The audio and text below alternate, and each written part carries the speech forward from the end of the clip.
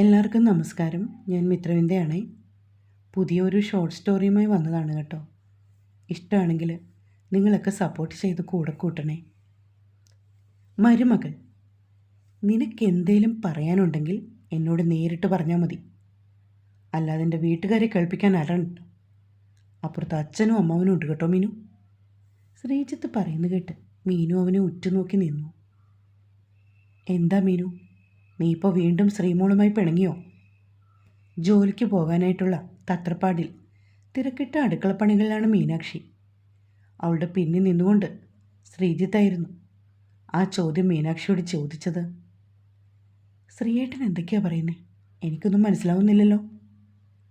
പച്ചക്കറി കഷ്ണങ്ങൾ നുറുക്കിക്കൊണ്ടിരിക്കുന്നതിനിടയിൽ മുഴുവൻ ശ്രദ്ധയും അതിലേക്ക് തന്നെ കൊടുത്ത് ശ്രീജിത്തിൻ്റെ മുഖത്തേക്ക് നോക്കാതെയാണ് മീനാക്ഷി അത് ചോദിച്ചത്. അവളുടെ ആ പ്രവൃത്തിയിൽ അവന് ചെറുതായി ദേഷ്യം വന്നിരുന്നു. നീ ഞാൻ പറയുന്നത് ശ്രദ്ധിക്കുന്നുണ്ടോ മീനു? അരിഞ്ഞുകൊണ്ടിരുന്ന കറിക്കത്തി കട്ടിംഗ് ബോർഡിൽ വെച്ച് ഇരു കയ്യും കെട്ടി ശ്രീജിത്തിന് നേരെ തിരിഞ്ഞ് അവന് മുഖത്തേക്ക് ശ്രദ്ധിച്ചു നോക്കി നിൽക്കുകയാണ് മീനാക്ഷി. രാവിലെ തന്നെ ശ്രീയേട്ടൻ ഓരോ പരാതികളുമായി വരാതെ. അല്ലെങ്കിൽ തന്നെ എനിക്കിവിടെ നൂറുകൂട്ടം പണിയുണ്ട്. സഹായത്തിന് പോലും ഒരാൾ ഇങ്ങോട്ട് എത്തി നോക്കാറില്ല. അങ്ങനെയുള്ളിടത്ത് എൻ്റെ സമയം മെനക്കെടുത്താൻ വേണ്ടി ഓരോരോ അനാവശ്യ വർത്തമാനങ്ങളുമായി വരാതെ. നോക്കൂ മീനു, ശ്രീമോള് വല്ലാതെ വിഷമിച്ചാണ് എൻ്റെ അടുത്ത് വന്ന് കാര്യം പറഞ്ഞത്. ഓ, അതായിരുന്നോ കാര്യം? മീനു അത് പറഞ്ഞത് മനസ്സിലായിരുന്നു. നിൻ്റെ ഏതോ ചുരിദാർ അവളുടെ ഒരു കൂട്ടുകാരിയുടെ കല്യാണത്തിന് പോകാൻ ഇടാൻ ചോദിച്ചു. എന്നിട്ട് നീ അത് കൊടുത്തില്ലെന്ന് പറഞ്ഞു. അവൾ എന്നോട് വന്ന് ചോദിച്ചിരുന്നു. ഞാൻ പറയുകയും ചെയ്തു കൊടുക്കാൻ പറ്റത്തില്ലെന്ന്. അതിലിപ്പോൾ എന്താ? മീനുവിൻ്റെ ശബ്ദം അല്പം കടുത്തു. മീനു, എനിക്ക് മാത്രം കേൾക്കാൻ പറ്റുന്ന ശബ്ദത്തിൽ നീ സംസാരിച്ചാൽ മതി. അപ്പുറത്ത് അച്ഛനും അമ്മയും ഒക്കെയുണ്ട്. അതുകൊള്ളാം. ഞാൻ ചോദിച്ചതിൽ ഇപ്പം എന്താണ് ഇത്ര തെറ്റ്? ആ ചുരിദാറേ കഴിഞ്ഞ മാസം സാലറി കിട്ടിയപ്പോൾ ഞാൻ വാങ്ങിച്ചതാ. ഒരു പ്രാവശ്യം പോലും ഞാനിത് ഇട്ടിട്ടില്ല. എൻ്റെ ഏട്ടത്തെയും ഏട്ടൻ്റെയും വെഡ്ഡിങ് ആനിവേഴ്സറിക്ക് പോകുമ്പോൾ ഇടാൻ വേണ്ടി മാറ്റി വെച്ചിരിക്കുമോ ഞാനത്. അതിനെന്താ മീനു, അതപ്പോഴിടാലോ. ശ്രീമോള് കൂട്ടുകാരുടെ കല്യാണത്തിന് പോകുന്നത് മറ്റന്നാളല്ലേ? അതിനു വേണ്ടിയല്ലേ ചോദിക്കുന്നത്? എന്തിനാണ് മീനു ഇങ്ങനെ വാശി പിടിക്കുന്നത്? നമുക്കൊരു സാധനം ഉണ്ടെങ്കിൽ അത് മറ്റുള്ളവർ കൂടി ഷെയർ ചെയ്യാനുള്ള മനസ്സ് കാണിക്കണം. അല്ലാതെ എല്ലാം കൂടി കെട്ടിപ്പൂട്ടി വെക്കുമല്ലോ വേണ്ടത്. ഒന്നുമില്ലല്ലോ അവൾ ഇവിടെ നമ്മുടെ വീട്ടിൽ നിൽക്കുമ്പോൾ അവളുടെ കാര്യങ്ങൾ നോക്കേണ്ട ഉത്തരവാദിത്വം നമുക്കില്ലേ? നമ്മൾ തന്നെ അവളുടെ മനസ്സ് വിഷമിപ്പിക്കാൻ പാടുണ്ടോ? ഞാൻ കൊടുക്കാം. ആ 2 വാക്കിൽ അവൾ മറുപടി ഒതുക്കി. നല്ല കുട്ടി. മീനുവിൻ്റെ കവളിൽ ചെറുങ്ങനെ തട്ടി ഒരു പുഞ്ചിരിയോടെ ശ്രീജിത്ത് അവളെ കടന്നുപോയി. എന്തിനോ വേണ്ടി മീനാക്ഷിയുടെ മിഴികൾ നിറഞ്ഞു വന്നു. നനഞ്ഞ മിഴികൾ സാരി തുമ്പിനാൽ ഒപ്പിയെടുക്കുമ്പോഴാണ് ശ്രീജിത്തിൻ്റെ അമ്മ ശോഭന അവിടേക്ക് വന്നത്. ആഹാ, നീ ഇതൊരു സാമ്പാർ വെച്ചില്ലേ? അവൻ ഇപ്പോൾ റെഡിയായി കഴിക്കാൻ വരും. അപ്പോഴേക്കെങ്കിലും ഈ കഷ്ണമൊക്കെ നുറുക്കി തീരുവോ? ദാ കഴിയാറായമ്മേ, അവൾ പതിയെ പറഞ്ഞു. അച്ഛൻ ഇതുവരെ 2ാമത്തെ ചായ കൊടുത്തില്ല. ശ്രീമോക്കുള്ള പാലും കൊടുത്തില്ല. ഇത്രയും നേരം നീ ഇവിടെ സ്വപ്നം കണ്ട് നിൽക്കുമായിരുന്നോ? ശോഭനയുടെ ആ ചോദ്യത്തിൽ അല്പം പതറിപ്പോയി മീനാക്ഷി. അവൾ തിരിച്ചൊന്നും പറയാതെ അരിഞ്ഞെടുത്ത കഷ്ണങ്ങൾ കഴുകിയെടുത്ത് വേവിച്ചു വെച്ച പരിപ്പിലേക്ക് ഇട്ടുകൊടുത്തു. ശ്രീലയത്തിലെ സിദ്ധാർത്ഥനും ശോഭനയ്ക്കും 2 മക്കളാണ്, ശ്രീജിത്തും ശ്രീനിധിയും. റിട്ടയേർഡ് പട്ടാളക്കാരനാണ് സിദ്ധാർത്ഥൻ. ശോഭനയാണെങ്കിൽ വീട്ടമ്മയും. അവരുടെ മൂത്ത മകനാണ് ശ്രീജിത്ത്. ആള് ബാങ്ക് മാനേജറാണ്. ശ്രീജിത്തിൻ്റെ ഭാര്യയാണ് മീനാക്ഷി. അവൾ അവരുടെ വീട്ടിൽ നിന്ന് അരമണിക്കൂർ ദൂരത്തിലുള്ള ഒരു കോളേജിലെ അസിസ്റ്റൻറ്റ് പ്രൊഫസറാണ്. ശ്രീജിത്തിൻ്റെ ഒരേയൊരു പെങ്ങളാണ് ശ്രീനിധി. അവളുടെ വിവാഹം കഴിഞ്ഞിട്ട് 1 വർഷം തികഞ്ഞിട്ടില്ല. ഭർത്താവ് ഹരികൃഷ്ണൻ ദുബായിലാണ്. അതുകൊണ്ട് തന്നെ ഹരി ലീവിന് വരുന്ന ദിവസങ്ങളിൽ മാത്രമേ അവൾ ഭർത്താവിൻ്റെ വീട്ടിൽ നിൽക്കാറുള്ളൂ. ഹരി ലീവ് കഴിഞ്ഞ് മടങ്ങിപ്പോകുന്ന അന്ന് തന്നെ അവൾ സ്വന്തം വീട്ടിലേക്ക് തിരിച്ചും പോരും. കാര്യം സ്വന്തമായി ഒരു ജോലിയും വരുമാനമൊക്കെ ഉണ്ടെങ്കിലും മീനാക്ഷിക്ക് ആ വീട്ടിൽ യാതൊരു സ്വാതന്ത്ര്യവുമില്ല. രാവിലെ 4 മണിക്ക് എഴുന്നേറ്റ് രാവിലത്തേക്കുള്ള പ്രാതലും ഉച്ചയ്ക്ക് ശ്രീജിത്തിന് ചോറ് കൊണ്ടുപോകാനും മീനാക്ഷിക്ക് ചോറ് കൊണ്ടുപോകാനും ഒക്കെയുള്ളത് അവൾ ഒറ്റയ്ക്ക് തയ്യാറാക്കണം. ഒരു കൈസഹായത്തിന് ശ്രീജിത്തിൻ്റെ അമ്മ ശോഭനയോ സഹോദരി ശ്രീനിധിയോ അടുക്കളയുടെ പരിസരത്തേക്ക് പോലും വരാറില്ല. എങ്കിലും ആരോടും യാതൊരുവിധ പരിഭവവും പരാതിയും പറയാതെ കഴിഞ്ഞു പോകാറാണ് മീനാക്ഷി. എന്നാലും ചിലപ്പോൾ അവൾക്ക് തൻ്റെ നിയന്ത്രണം വിട്ടു പോവാറുണ്ട്. ഇടയ്ക്കെല്ലാം ഇട്ടെറിഞ്ഞ് സ്വന്തം വീട്ടിലേക്ക് ഓടിപ്പോകാൻ മനസ്സ് കൊതിക്കാറുണ്ടെങ്കിലും അച്ഛനെയും അമ്മയും ഓർക്കുമ്പോൾ ആ തീരുമാനം പാതി വഴിയിൽ ഉപേക്ഷിക്കാനാണ് പതിവ്. വിവാഹം കഴിപ്പിച്ചുവിട്ട പെൺകുട്ടികൾ ഭർത്താവിൻ്റെ വീട്ടിലാണ് ശിഷ്ടകാലം ജീവിക്കേണ്ടത് എന്നൊരു ചിന്തയുള്ളവരാണ് മീനാക്ഷിയുടെ മാതാപിതാക്കൾ. എന്നാൽ മീനാക്ഷിയുടെ ഒരേയൊരു സഹോദരൻ മാധവ്, അവൻ ഇവരിൽ നിന്നെല്ലാം തീർത്തും വ്യത്യസ്തനാണ്. സഹോദരി ഭർത്താവിൻ്റെ വീട്ടിൽ ഏറ്റവും കൂടുതൽ സന്തോഷത്തോടെയും സമാധാനത്തോടെയും ജീവിക്കുന്നതെന്നാണ് അവൻ്റെ വിശ്വാസം. എങ്കിൽ പോലും അവൻ ഇടയ്ക്കിടയ്ക്ക് അവളോട് പറയാറുണ്ട്, അവിടെ എന്തെങ്കിലും ബുദ്ധിമുട്ടോ പ്രശ്നമോ ഉണ്ടെങ്കിൽ ഏട്ടനോട് തുറന്നു പറയണമെന്ന്. പക്ഷേ കഴിവതും മീനാക്ഷി ആരോടും പറയാതെ മനസ്സിൽ ഒതുക്കുകയാണ് പതിവ്. മാധവൻ്റെ ഭാര്യ ലക്ഷ്മിയും അതുപോലെ തന്നെയാണ്. ഏട്ടൻ്റെ ഭാര്യയാണെങ്കിലും അമ്മയുടെ സ്ഥാനത്താണ് മീനാക്ഷിക്ക് ലക്ഷ്മി. ലക്ഷ്മിക്കും അതുപോലെ തന്നെയാണ്. മാധവനും ലക്ഷ്മിക്കും വിവാഹം കഴിഞ്ഞ് 7 വർഷത്തോളമായിട്ടും മക്കളൊന്നും ആയിട്ടില്ല. അതുകൊണ്ട് തന്നെ ലക്ഷ്മിക്ക് മീനാക്ഷി സ്വന്തം മകളുടെ സ്ഥാനത്താണ്. ഒരുവിധം രാവിലത്തേക്കുള്ള കാപ്പിയും ഉച്ചയ്ക്കുള്ള ഭക്ഷണവും തയ്യാറാക്കി ശ്രീജിത്തിന് വേണ്ടിയുള്ള ഭക്ഷണം എടുത്ത് ലഞ്ച് ബോക്സിൽ എടുത്തു വെച്ചു. അതിനുശേഷം മീനാക്ഷി ധൃതിയിൽ റൂമിലേക്ക് ഓടി. ഇനി വേണം അവൾക്ക് അവളുടെ കാര്യങ്ങൾ ഓരോന്നായി ചെയ്തു തുടങ്ങാൻ. അലങ്കോലപ്പെട്ട് കിടക്കുന്ന മുറി കണ്ടതും അവൾക്ക് എവിടെ നിന്നൊക്കെയോ ദേഷ്യം ഇരച്ചെത്തി. അത് ശ്രീനിധിയുടെ പണിയാണെന്ന് ഓർക്കവേ ദേഷ്യത്തിനപ്പുറം അവൾക്ക് സങ്കടം വന്നു. അലമാരയിൽ ആകെ മൊത്തം പരതിയ ലക്ഷണമുണ്ട്. അതിൻ്റെ ഭാഗമായിട്ടാണ് തുണികളെല്ലാം വലിച്ചു വാരി പുറത്തേക്കിട്ടിരിക്കുന്നത്. ചിലപ്പോൾ ശ്രീജിത്ത് പറഞ്ഞറിഞ്ഞ് ചുരിദാർ എടുക്കാൻ വേണ്ടി അലമാര തുറന്നതായിരിക്കും അവൾ. ദേഷ്യത്തോടെ തന്നെ ശ്രീനിധിയുടെ റൂമിലേക്ക് ചെന്നു മീനു. അടഞ്ഞു കിടന്ന ഡോറിൽ തട്ടി അവൾ ശ്രീനിധിയെന്ന് ഉറക്കെ വിളിച്ചു. ഡോർ തുറക്കാതായതോടെ തുടരെ തുടരെ തട്ടി. എന്താ ഏട്ടത്തി, എന്തിനാ ഈ വാതിൽ ഇങ്ങനെ തല്ലിപ്പൊളിക്കുന്നേ? എത്ര നേരമായി ഞാൻ നിന്നെ വിളിക്കുന്നു? ഞാൻ മുഖത്തൊരു പായ്ക്കിട്ടിരിക്കുവാണ്. അത് വാഷ് ചെയ്യാതെ ഞാൻ എങ്ങനെ വരാനാ? എങ്കിൽ നിനക്കതൊന്ന് വാതുറന്ന് പറഞ്ഞുകൂടായിരുന്നോ? മീനാക്ഷിയുടെ ശബ്ദം പതിവിലും ഉയർന്നു. ദേഷ്യം അതിൻ്റെ ഉച്ചയിലെത്തി നിൽക്കുന്നു. അവൾക്കപ്പോൾ അതിൻ്റെ കൂടെ അടിവയറ്റിൽ പൊട്ടിപ്പിളരുന്ന വേദന അതവളുടെ ദേഷ്യത്തിൻ്റെ വ്യാപ്തി വർദ്ധിപ്പിച്ചു. നീ എൻ്റെ റൂമിൽ കയറിയോ? അത് കൊള്ളാം, അതിൻ്റെ ഏട്ടൻ്റെ കൂടെ റൂമല്ലേ?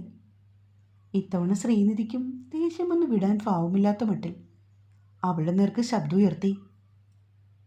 അതാണോ ഞാൻ ചോദിച്ചതിനുള്ള മറുപടി? മീനാക്ഷിയുടെ ശബ്ദം അതിൻ്റെ എല്ലാ സീമകളെയും ലംഘിച്ച് താഴെ ഹോളിൽ ഭക്ഷണം കഴിച്ചുകൊണ്ടിരുന്ന ശ്രീജിത്തിൻ്റെയും ശോഭനയുടെയും സിദ്ധാർത്ഥൻ്റെയും ചെവിയിലെത്തി. ആ, ഞാൻ കയറി.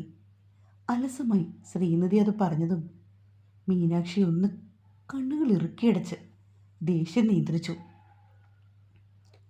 അത് നിൻ്റെ ഏട്ടൻ്റെയും എൻ്റെയും റൂമാണ്. ആ റൂമിൻ്റെ ഇപ്പോഴത്തെ അവസ്ഥ നീയൊന്നും ഒന്ന് കണ്ടു നോക്കിയേ. എത്ര വൃത്തിയും ഞാൻ അടുക്കി വെച്ച തുണികളാണ്. അതെല്ലാം വലിച്ചു വാരി ഇട്ടിരിക്കുന്നത് എന്തിനാണ്? നിനക്കതിൽ നിന്ന് എന്തെങ്കിലും അത്യാവശ്യം ഉണ്ടെങ്കിൽ മാന്യമായി എന്നോട് ചോദിക്കണം. ഞാനത് എടുത്തു തരില്ലേ? അല്ലാതെ യാതൊരു മാനസവും ഇല്ലാതെ പെരുമാറാൻ നിന്നാൽ നീ കൊച്ചു കുട്ടിയൊന്നും അല്ലല്ലോ. 18 വയസ്സായില്ലേ നിനക്ക്? ഇവിടെയുള്ളവർക്ക് നീ എപ്പോഴും കുട്ടിയായിരിക്കും, എന്നാൽ എനിക്കിങ്ങനല്ല. ഒറ്റ ശ്വാസത്തിൽ അത്രയും പറഞ്ഞു നിർത്തിയപ്പോൾ വല്ലാത്തൊരാശ്വാസം മീനാക്ഷിക്ക് തോന്നിപ്പോയി. അപ്പോഴാണ് മീനാക്ഷി തനിക്ക് തൊട്ടു പുറകിലായി എച്ചിൽ കൈമായി നിൽക്കുന്ന ശ്രീജിത്തിനെ കാണുന്നത്. ശ്രീജിത്തിനെ അവിടെ കണ്ട മാത്രമേ തന്നെ ശ്രീനിധി ഓടിച്ചെന്നവൻ്റെ നെഞ്ചിലേക്ക് വീണു. ഇത് കണ്ടോ ഏട്ടാ? ഞാൻ ഏട്ടത്തിയുടെ ചുരിദാർ എടുത്തതിൻ്റെ പേരിൽ എന്നെ വഴക്ക് പറയാൻ വന്നതാ. ഏട്ടൻ കൂടി പറഞ്ഞിട്ടല്ലേ ഞാൻ ആ ചുരിദാർ എടുത്തത്. എന്താ മീനു നിൻ്റെ പ്രശ്നം? നീ തന്നെയല്ലേ കിച്ചണിൽ വെച്ച് ചുരിദാർ ശ്രീമോൾക്ക് കൊടുക്കാൻ സമ്മതമാണെന്ന് പറഞ്ഞത്? എന്നിട്ടിപ്പോൾ വീണ്ടും അവളോട് ഇതിൻ്റെ പേരിൽ ദേഷ്യം കാണിക്കുന്നത് എന്തിനാണ്? ചുരിദാർ കൊടുക്കാമെന്ന് ഞാൻ സമ്മതിച്ചു. പക്ഷേ അതിൻ്റെ പേരിൽ അവൾ റൂമിലെ അലമാരയിലിരുന്ന ഡ്രസ്സ് മുഴുവൻ വലിച്ചു വാരി പുറത്തിട്ടിരിപ്പുണ്ട്. തികച്ചും ന്യായമായ മീനാക്ഷിയുടെ ആ ചോദ്യത്തിൽ ശ്രീജിത്ത് ശ്രീനിധിക്ക് നേരെ നോട്ടം അയച്ചു. അവളുടെ തല കുനിഞ്ഞു. അതേട്ടാ, ഞാൻ ഡ്രസ്സെല്ലാം എടുത്ത് പുറത്തിട്ടു എന്നുള്ളത് സത്യമാണ്. പക്ഷേ ഞാനത് മടക്കി വെക്കാൻ തുടങ്ങിയ നേരത്താണ് എൻ്റെ ഫോണിലേക്ക് ഹരിയേട്ടൻ വിളിച്ചത്. അപ്പോഴാണ് ഞാനതൊക്കെ പാതി വഴിയിൽ ഇട്ടിട്ട് പോയത്. അല്ലാതെ മനഃപൂർവ്വം മടക്കി വെക്കാതിരുന്നതല്ല. പെട്ടെന്ന് തന്നെ ശ്രീജിത്തിൻ്റെ പിന്നിൽ നിന്ന് ശോഭന മുൻപിലേക്ക് വന്നു. കണ്ടോ, ഇത്രയേ ഉള്ളൂ കാര്യം. ഇതിനാണ് ഇവളിങ്ങനെ ഉറഞ്ഞു തുള്ളുന്നത്. മീനാക്ഷി ചൂണ്ടി ശോഭനയത് പറഞ്ഞതും അടി കിട്ടിയ പോലെ അവൾ നിന്നുപോയി. ഇത്രയേ ഉള്ളെന്നോ? ഈ തുണികളൊക്കെ ഇങ്ങനെ വലിച്ചു വാരി ഇട്ടിരിക്കുന്നതിന് ഇത്ര നിസ്സാരമായിട്ടാണോ അമ്മ കാണുന്നത്? അവളത് അടുക്കി വെക്കാൻ തുടങ്ങിയപ്പോൾ ഹരി വിളിച്ചു. അതുകൊണ്ടല്ലേ അവൾക്കത് പറ്റാതിരുന്നത് എന്നും പറഞ്ഞ് ഇത്രയും നാക്കിട്ടിരിക്കേണ്ട കാര്യമുണ്ടോ നിനക്ക്? സംസാരം മുറുകിയതും ശ്രീനിധി കരയാൻ തുടങ്ങി. ശ്രീമോളെ, എന്തിനാ ഇത്ര ചെറിയ കാര്യത്തിനൊക്കെ കരയുന്നത്? അതൊക്കെ ഏടത്തി അടുക്കി വെച്ചോളും. മോള് പോയി ഭക്ഷണം കഴിക്കാൻ നോക്ക്. ശ്രീജിത്ത് കൂടി അത് പറഞ്ഞതോടെ ശോഭന ശ്രീനിധിയെ കൂട്ടി താഴേക്ക് പോയി. ബെഡിൽ തലയ്ക്ക് കൈകൊടുത്തിരുന്നു പോയി മീനാക്ഷി. അവൾക്ക് ചുറ്റുമുള്ള എല്ലാത്തിനോടും ദേഷ്യം തോന്നി. എന്തിനാ മീനാക്ഷി നീ വീണ്ടും ഇങ്ങനെ ചെയ്യുന്നത്? ഞാൻ മുമ്പേ പറഞ്ഞതല്ലേ അവളുടെ മനസ്സ് വിഷമിപ്പിക്കുന്ന ഒരു കാര്യവും ചെയ്യരുതെന്ന്. പിന്നെയും നിനക്കെന്താ ഒന്നും മനസ്സിലാവാത്തത്? മീനാക്ഷിയുടെ കൈത്തുടയിൽ പിടിച്ച് ബലമായി അമർത്തിക്കൊണ്ട് അവളെ കട്ടിൽ നിന്ന് വലിച്ചെഴുന്നേൽപ്പിച്ചുകൊണ്ടായിരുന്നു ശ്രീജിത്തിൻ്റെ ചോദ്യം. മീനാക്ഷി ഉത്തരമില്ലാതെ നിന്നു. അവളുടെ കണ്ണുകളിൽ നിന്നും മിഴിനീർ ഒഴുകിക്കൊണ്ടിരുന്നു. എന്തു പറഞ്ഞാലുമുണ്ട് നിൻ്റെ ഒരു കള്ള കണ്ണീര്. കാര്യം പറയുമ്പോൾ കരഞ്ഞു കാണിച്ചാൽ എല്ലാം ഭയങ്കര എളുപ്പമായിട്ടില്ല. പെങ്ങൾ കരഞ്ഞാൽ അത് വിഷമം വന്നിട്ട്, ഞാൻ കരഞ്ഞാൽ അത് കള്ളക്കണ്ണീര്. കൊള്ളാം, നല്ല ന്യായം. അതുമാത്രം പറഞ്ഞുകൊണ്ടവൾ ബാത്റൂമിലേക്ക് കയറി വാതിലടച്ചു. ദേഷ്യം വന്നെങ്കിലും അത് നിയന്ത്രിച്ചുകൊണ്ട് ശ്രീജിത്ത് പുറത്തേക്കും പോയി. ബാത്റൂമിൽ ഡോറ് ചാരി കണ്ണീരൊഴുക്കി നിൽക്കുമ്പോൾ മീനാക്ഷിക്ക് ഭ്രാന്ത് പിടിക്കുന്നത് പോലെ തോന്നി. സമയം മുന്നോട്ട് പോയിക്കൊണ്ടിരുന്നു. അവൾ ഏറെ നേരം ആ ബാത്റൂമിൽ തന്നെ നിന്നു. ആരും അവളെ അന്വേഷിച്ച് മുകളിലേക്ക് വരുവോ അവൾ താഴേക്ക് പോവുകയോ ചെയ്തില്ല. കുളിച്ചിറങ്ങി വസ്ത്രം മാറി അവൾ അവളുടെ ഡിപ്പാർട്ട്മെൻറ്റിലേക്ക് വിളിച്ച് ലീവിന് പറഞ്ഞു. റൂമിലെ കെറ്റിലിൽ നിന്ന് അല്പം വെള്ളം ചൂടാക്കി കുടിച്ചു. കട്ടിലിൽ കുന്നുകൂടി കിടന്ന തുണികൾ ഒരു വശത്തേക്ക് നീക്കി അതിനരികിൽ അവൾ കിടന്നു. ഉള്ളിലെ ഏങ്ങലടികൾ അപ്പോഴും മാറിയിരുന്നില്ല. കിടന്നത് മാത്രമേ അവൾക്ക് ഓർമ്മയുള്ളൂ. ഉറങ്ങി എണീറ്റപ്പോൾ മണി 4 ആവാറായി. ചാടിപ്പിടിഞ്ഞ് എണീറ്റുകൊണ്ടവൾ താഴേക്ക് ഇറങ്ങിച്ചെന്നു. ഓ, വന്നോ കൊച്ചു തമ്പുരാട്ടി. മണി എത്രയായി നടി നിന്റെ വിചാരം? ഇങ്ങനെ പോത്തുപോലെ കുടുംബത്തിൽ പിറന്ന പെമ്പിള്ളേരാരും കിടന്ന് ഉറങ്ങത്തില്ല. മീനാക്ഷി മുകളിലെ നിലയിൽ നിന്ന് താഴേക്കുള്ള പടികളിറങ്ങുന്ന സമയത്ത് തന്നെ ശോഭന അവളെ കേൾപ്പിക്കാൻ എന്നതുപോലെ താഴെ നിന്ന് പറഞ്ഞുകൊണ്ടിരുന്നു. അതൊന്നും വകവയ്ക്കാതെ മീനു അടുക്കളയിലേക്ക് ചെന്നു. ചായ ഇടാനായി പാത്രം എടുത്ത് അടുപ്പിലേക്ക് വെച്ചതും ശോഭന വീണ്ടും അവിടേക്ക് വന്നു. 4 മണിയാകുമ്പോൾ അച്ഛന് ചായ കൊടുക്കണം. അതൊക്കെ ഞാൻ പറഞ്ഞിട്ട് വേണോ നീ അറിയാൻ? ശോഭന ഒരു വഴക്കിനുള്ള ഒരുക്കങ്ങൾ തുടക്കി വെച്ചു. കേട്ടിട്ടും കേൾക്കാത്ത പോലെ നിന്ന് അവളുടെ പിന്നാലെ നടന്ന് ഓരോ വിഷമങ്ങൾ പറയാൻ തുടങ്ങി. മീനുവിന് ക്ഷമ കെട്ട് തുടങ്ങിയിരുന്നു. എല്ലാ ദിവസവും ഞാൻ കോളേജിൽ പോയിട്ട് തിരികെ ഇവിടെ വരുമ്പോൾ 5 മണിയാകും.